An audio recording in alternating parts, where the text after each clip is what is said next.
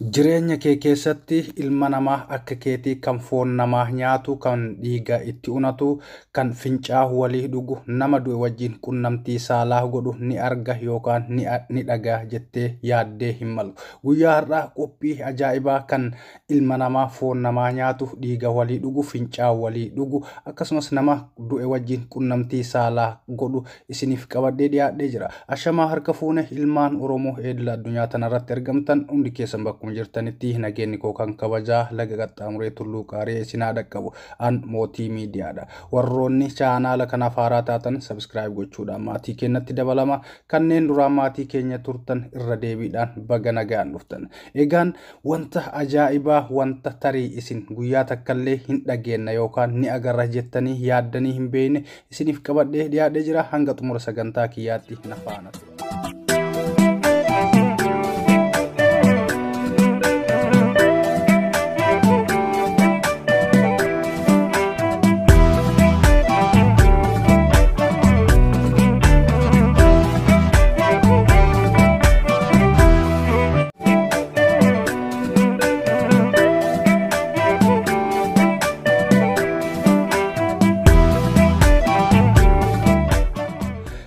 Tole akkuma mata duree irratti jechuudhaaf yaaletti ilmi namaa foon namaa nyaatu, fincaan walii dhugu, nama du'e wajjin qunnamtii saalaa godhu, akkasumas wantoota gadhee garagaraa gochuudhaan beekamu addunyaa tanarratti mul'atee jira. Innis eenyu jechuudha dandeessu. Akkuma suuraa irratti argitan kana namoonni ajaa'ibaa kan wanta ajaa'ibaa hojjetan mul'atanii jiru. Namoota kana keessa deebiin takka takkaan dalagaa isaanii isiniif ibsa. Namoonni kun maqaan isaanii Agooriyaanota jedhamu. Sanyii Agooriyaanotaa jedhamu. Agooriyaanonni kan jiraatan biyya Hindii fi Baangilaadesh keessa. Biyya Hindii fi Baangilaadesh keessa haa jiraatan malee irra hedduun isaanii biyya Hindii keessatti argamu. Warroonni Baangilaadesh keessa jiraatan lakkoofsaan baay'ee muraasa. Warri kan Hindii keessa jiraatan ammoo hedduu baay'eedha. Biyya Hindii kana keessa magaala Birnaanzii jedhamtu, magaala guddoo Hindii keessatti argamtu Birnaanzii jedhamtu keessatti baay'inaan argamu. Magaala keessaa miti kan jiraatan irra hedduudhaan magaala keessaa achi siqaniiti naannoo laga Gaangi jedhamu keessatti jiraatu. Biyya kana keessatti lagni Gaangi jedhamu kun addunyaa irratti laga ajaa'aa, laga shamaa jechuudhaan beekama. Sababni isaas akkuma beektan biyya Hindii keessatti ilmi namaa yeroo du'e hin awwaalamu. Ilma namaa yeroo du'e akkam godhu ni gubu jechaadha. Gubaniiti bishaan kanatti reeffa yookaan daaraa fi lafeesan achitti gannaqu. Kana qofaa miti. Laga biyya Hindii keessatti qoshaashaan yookaan manni fincaanii argamu hundi laga Gaangi kanatti jallifamee achitti gad yaa'a. Lagni kun addunyaarraa ajaa'aadhaan tokkoffaadha, beekamaadha. Warri Agooriyaanota jedhaman kuni laga kana keessa, laga kana cinaadha jiraatu. Sababni isaan laga kana cinaa jiraataniifis ajaa kana wajjin jiraachuu filatan. Sababni kana filataniifis bakka ajaa, bakka fokkisaa yeroo nu jiraanne rabbiin keenya dhiifama nuu godha waan jedhutti wanta amananiifi. Kana qofaa miti. Uummanni Agooriyaanota wantoota hedduu fokkisaa ta'e, wantoota hedduu ajaa'ibsiisaa ta'e hojjetu. Uummanni kun shamara isaanii wajjin qunnamtii ni godhu. Shamara isaanii duwwaa miti, dhiira isaanii wajjinis qunnamtii saalaa godhu. Kana bira dabree uummanni Agooriyaanotaa nama du'e yookaan reeffa yoo argatan qunnamtii saalaa wajjin godhu. Isaan biratti kun rakkoo miti. Duwwaa qunnamtii saalaa erga godhanii geessanii booda nama du'e kana foon isaa nyaatu. Foon isaa isaan biratti qallaba. Nama du'e isaan biratti awwaaluun tasuma hin yaadamu, hin jiru jechaadha. Foon isaa erga nyaatanii booda lafee fi qeensa nama du'e kanaa irraa yaasuudhaan itti fayyadamu. Maaliif itti fayyadamu jechuu dandeettu? Uummanni Agooriyaanotaa birciqqoon bishaan hin dhugu, buna hin dhugu, aanan yoo argate hin dhugu. Kan dhuguun quluu mataa yookaan buqqee mataa ilma namaatiin bishaan dhugan. Sababni kana godhaniif immoo bara durii jedhu. Bara Waaqayyo nu uume rabbiin keenya yookaan waaqni keenyaa fi sheexaanni wal lolee jedhu birciqqoo irratti wal lolee. Sababni birciqqoo irratti erga wal lolanii booda rabbii fi sheexaanni keenya birciqqoo wal harkatti qaban. Wal harkatti qabanii birciqqoon bakka afuritti addaan cabde jedhu. Caccabni birciqqoodhaa kun bakka afuritti faca'e. Inni tokko Hindii keessa bu'e, inni kun Baangilaadesh bu'e.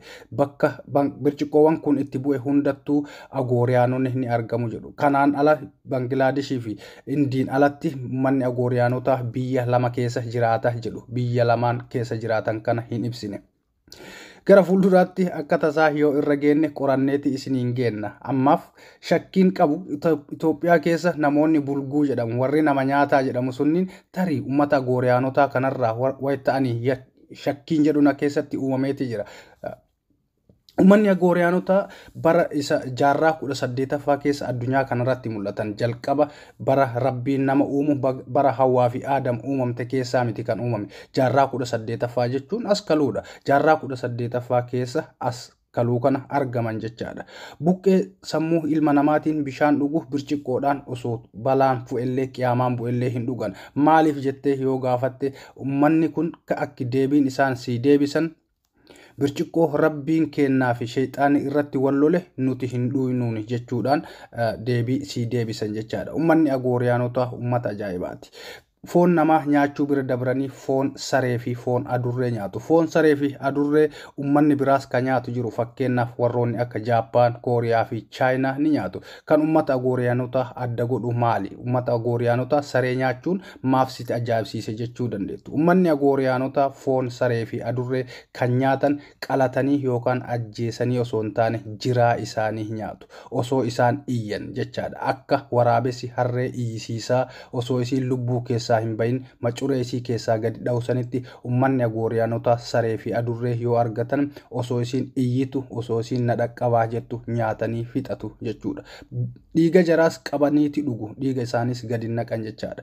Kana duwwaa miti uummanni Agooriyaanotaa wantoota fofokkisaa hedduudha dalagu. Wantoota isaan hojjetan keessaa badaa fi irra fokkisaan bishaan laga gaange kana dhugu. Bishaan laga gaange ajaayaa fi kan ajaan isaa badhetti nama dha'u kana sababni isaan itti dhuganiif yoo bishaan kana dhuyne rabbiin kenna nuu araarama jedhanii waan amananiif. Lagni gaangii akkuma jalqaba irratti jedhe addunyaarraa laga ajaa, laga shamaa fi laga xiraayaadha. Laga kana keessa qaama dhiqatu, laga kana keessa bishaan dhugu, achuma jiraatan laga sanarraa hin fagaatan jechaadha. Uummanni Agooriyaanotaa warri Hindii keessa jiraatu Agooriyaanonni shamara hin qabu jedhu. Shamarri Agooriyaanaa hin jirtu. Dhiira malee shamarri Agooriyaana ta'uu hin dandeettu jedhu. Warri Baangilaadesh keessa jiraatu ammoo lakki shamarri Agooriyaanonni shamaras ni qaba. Shamarri warri waliin jiraatan isaanis Agooriyaanota akkuma kenna Agooriyaadha jechuudhatti amanu. Kana duwwaa miti uummanni Agooriyaanotaa wanta biraas wanta hedduu nama ajaa'ibsiisu dalagu. Keessattuu wantoonni isaan ittiin beekaman uummanni Agooriyaanotaa nama biroorraa adda ta'anii kan isaan ittiin beekaman inni jalqabaa uummanni Agooriyaanotaa foon namaa nyaachuudha, dhiiga namaa dhuguudha, fincaan walii dhuguudha, reefa wajjin qunnamtii saalaa godhu, buqqee namaatiin bishaan dhuguudha. Dhiiraa fi dhiirri isaanis wal qunnamtii godhu.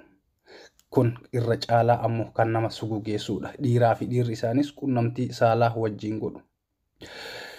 Shamaras akkasuma yoo argatan hin dhiisan. Shamara Agooriyaanaa duwwaa miti. Shamara biraas argannaan qunnamtii wajjin godhu. Akka tasaa yoo biyya Hindii deemtan biyya magaala Birnaanzii jedhamtu keessatti naannoo laga Gaangii yoo deemtan uummata kana achitti argitu. Uummanni kun lafee namaa, buqqee namaa, akkasumas qeensa namaa, ilkaan namaatii fi waan akkanaa kanneeniin faayamu akka warqiitti, akka daabaatti itti fayyadamu jechuudha.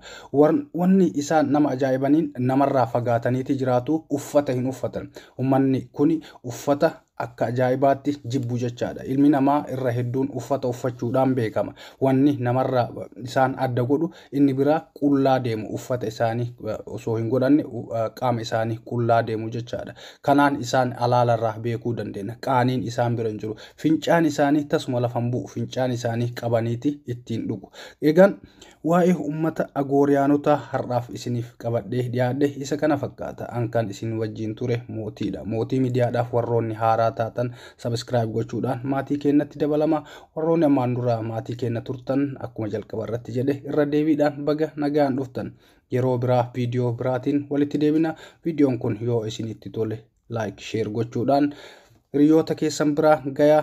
wanta akkanaa kun akka nu mudanne wanta akkanaa kun akka nutti hin dhufne amantii qabdaniin amantiidhuma itti amantan hundaan du'aayii godhaa ofirraa akka nutti wanni akkanaa kun hin dhufne yeroo biraa viidiyoo biraatiin walitti deebina horaa bulaa deebana. Bye bye.